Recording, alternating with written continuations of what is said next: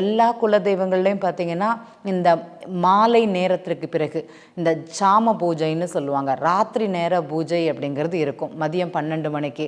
இன்றைக்கு குடை காலங்களில் கொடை நடக்குது, இல்லைனா ஏதாட்டி விசேஷ திவசங்களில் மட்டும்தான் அந்த பூஜை அப்படிங்கிறது அங்கே நடத்துகிறாங்க.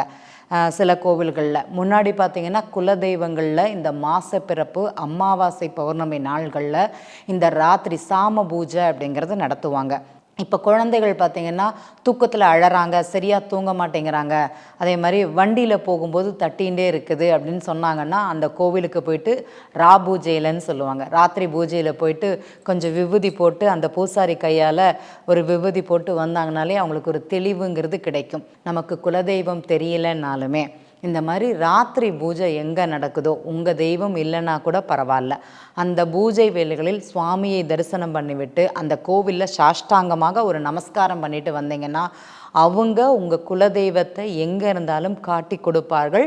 உங்கள் குலதெய்வம் எப்படி உங்களுக்கு காவல் நிற்குமோ அதே மாதிரி ஒரு காவல் தன்மை நீங்கள் எந்த சுவாமியை கும்பிட்டாலும் அதோட அனுகிரகம்ங்கிறது கண்டிப்பாக கிடைக்கும் அப்படிங்கிறத இந்த இடத்துல பதிவு பண்ணிக்கிறேன். ஏன்னா இன்றைய கேள்வி எல்லாருக்குமே குலதெய்வம் சார்ந்த கோவில், குலதெய்வம் எங்கே இருக்குது தெரியலை, எப்படி கண்டுபிடிக்கணும் தெரியலைங்கிறது.